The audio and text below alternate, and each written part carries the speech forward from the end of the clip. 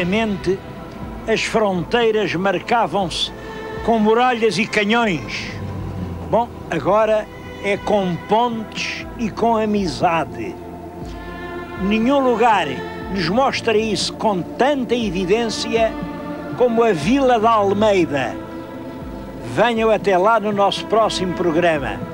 Alma até Almeida. Horizontes da Memória. Amanhã à noite, na RTP2.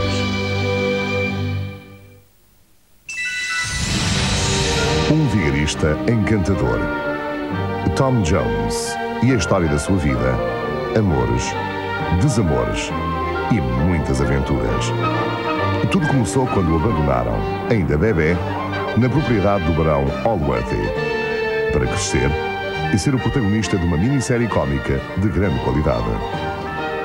Amanhã à noite, a história de Tom Jones enjeitado, na RTP2.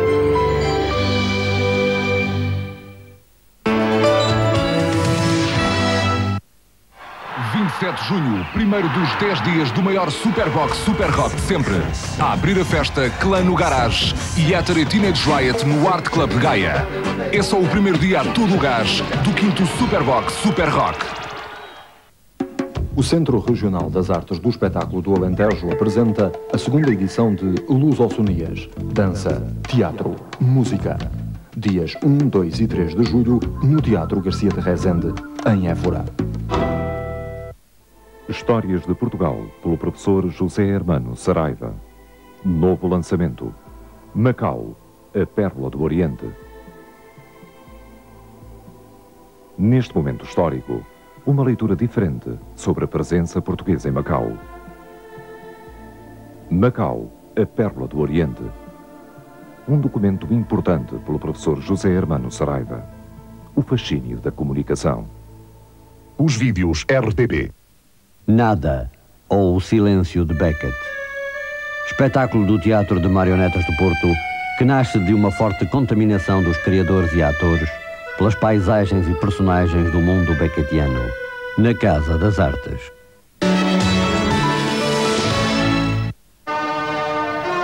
Foi até aos Açores e encontrou vestígios do majestoso Paquete espalhados pelas casas dos Florenses. Um trabalho de Sofia Leite e José Serra. Hoje, no Bombom, RTP2.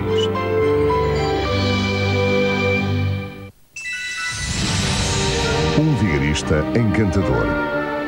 Tom Jones e a história da sua vida, amores, desamores e muitas aventuras. Tudo começou quando o abandonaram, ainda bebê, na propriedade do barão Allworthy, para crescer e ser o protagonista de uma minissérie cómica de grande qualidade. Hoje à noite, a história de Tom Jones enjeitado, na RTP2.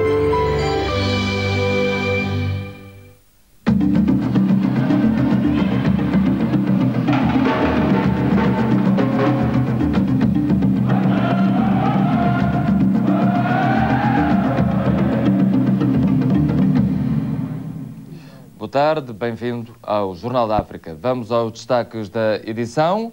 A esperança de muitos feridos da guerra angolana está no Hospital Central de Luanda, mas lá faltam meios de tratamento e até comida.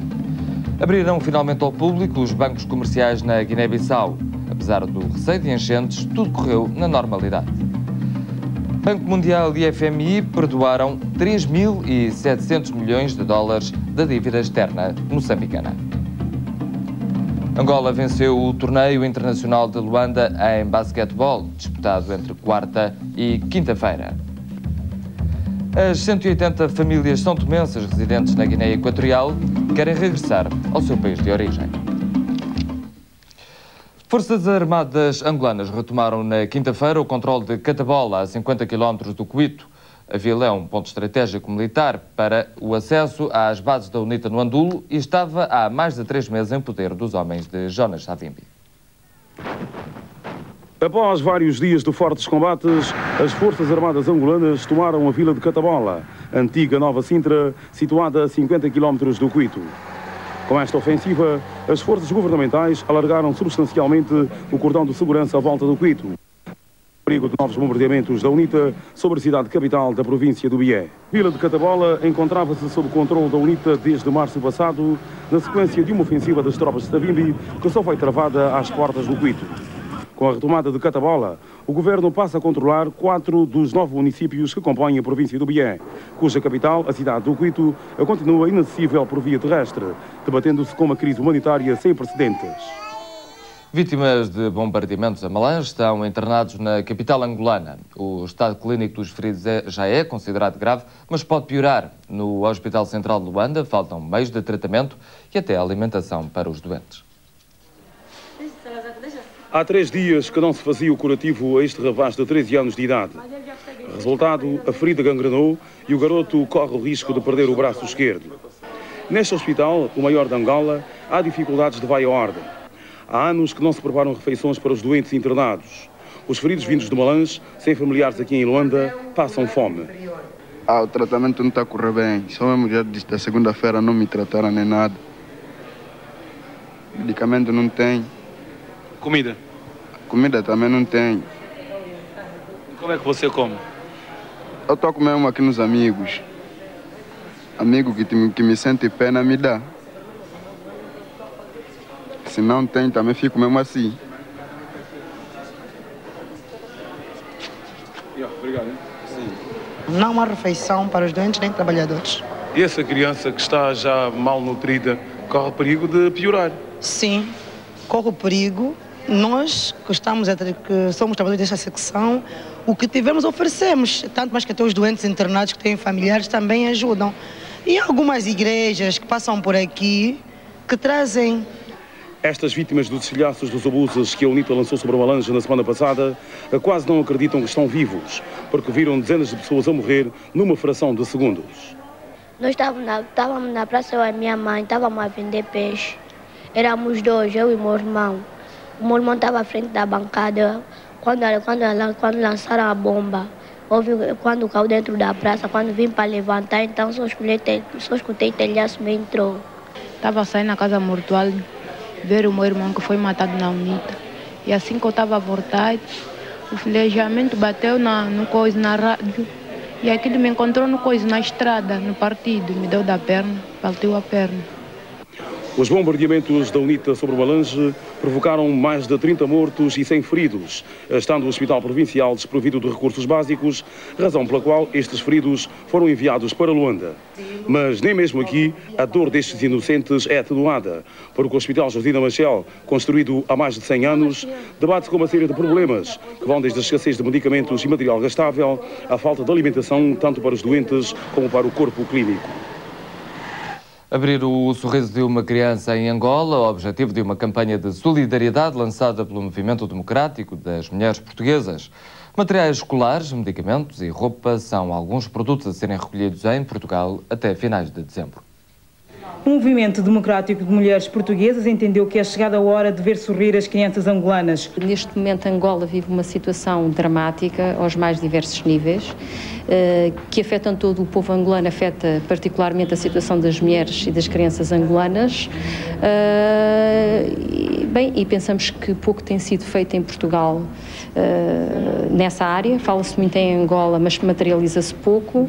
E o MDM, tendo como vertente principal do seu trabalho a solidariedade com os países de expressão portuguesa e os laços históricos que nos unem a esses países, decidiu lançar a campanha neste momento.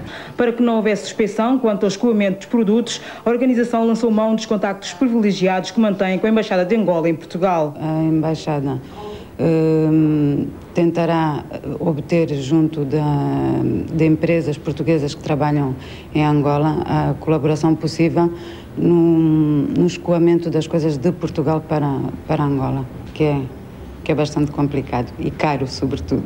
Dificuldades rapidamente ultrapassadas, pois várias organizações internacionais irão dar o seu contributo. Agora resta contar com a boa vontade e com a solidariedade de todos. As pessoas em Portugal são extremamente solidárias. A prova disso são as primeiras reações a esta campanha.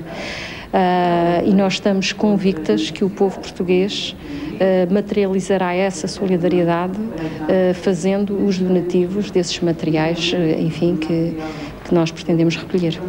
Os materiais estão a ser recebidos na sede do Movimento Democrático de Mulheres, que tem contas abertas em 2 estabelecimentos bancários para receber os donativos. A África Austral tem de se empenhar na destruição das cerca de 15 milhões de minas espalhadas pela região. Objetivo que reuniu em Gaborone especialistas de 14 países da SADC. Os participantes comprometeram-se a desenvolver a capacidade regional de desminagem no sentido de reduzirem a sua dependência de operadores externos. Segundo os participantes no encontro, as máquinas importadas nem sempre estão adaptadas ao terreno, sendo por vezes deixadas ao abandono e não operacionais por falta de peças superexcelentes. Limusinas, carrinhas todo o terreno e veículos ligeiros. Ao todo são 111 viaturas descobertas no Porto de Bissau e em Dakar, supostamente compradas pelo ex-presidente Nino Vieira. Destinavam-se a ser usadas na campanha eleitoral e só agora, depois da renúncia de Nino, chegaram a Bissau. 37 carrinhas todo-o-terreno desembarcaram em Bissau. São os últimos de um total de 75 veículos descobertos em Dakar, supostamente adquiridos pelo anterior governo da Guiné-Bissau. Um processo desencadeado há cerca de um mês, quando foram descobertos no Porto de Bissau contentores com 31 veículos ligeiros de fabrico sul-coreano, 5 limusines, 170 bicicletas e vários televisores, supostamente adquiridos pela empresa Autodoli, propriedade de Isidoro Romano, cunhado do ex-presidente Nino Vieira, e onde, ao que tudo indica, o próprio seria sócio. Os documentos de exportação indicam que os veículos foram adquiridos em outubro de 97 e terão chegado ao Porto de Bissau em abril de 98, poucos dias antes do início do conflito e poucos meses antes da campanha eleitoral. Como para a informação, recém que o carro está desde o mês de abril, que os carros estavam aqui. E o carro tinha vindo antes da guerra, antes do início da guerra. Descobrimos mais 2 contentores, esse contentor também é caro. Estamos à espera das máquinas que para nós podermos trazer esses carros. Estão aí nesses 2 contentores que descobrimos agora. Os carros foram trazidos para a Guiné por quem? Por o ex-presidente da República. Foi trazido para o ex-presidente da República. Agora, para a finalidade é que nós não sabemos. Para além das incertezas sobre o destino que se pretendia dar às viaturas, subsistem dúvidas quanto à forma da sua aquisição e, nomeadamente, se houve ou não dinheiro do Estado envolvido. Os Ministérios da Administração Interna e das Finanças estão a investigar. Estamos a fazer todo um trabalho para identificar de que forma foram adquiridas essas viaturas e com que recursos foram adquiridas essas viaturas. Há todo um trabalho jurídico que está sendo feito e mesmo porque a empresa que importou essas viaturas, aquilo que está no manifesto, é uma empresa Autodoli.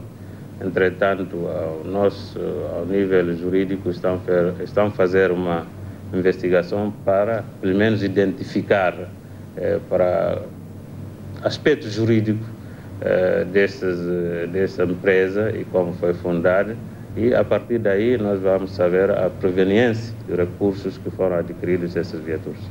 Ainda não há conclusões, mas o Governo decidiu já o que fazer às 111 viaturas. Aquelas viaturas, porque são Hyundais, nós queremos pelo menos distribuir essas viaturas aos membros do Governo e como viaturas de função. Aquelas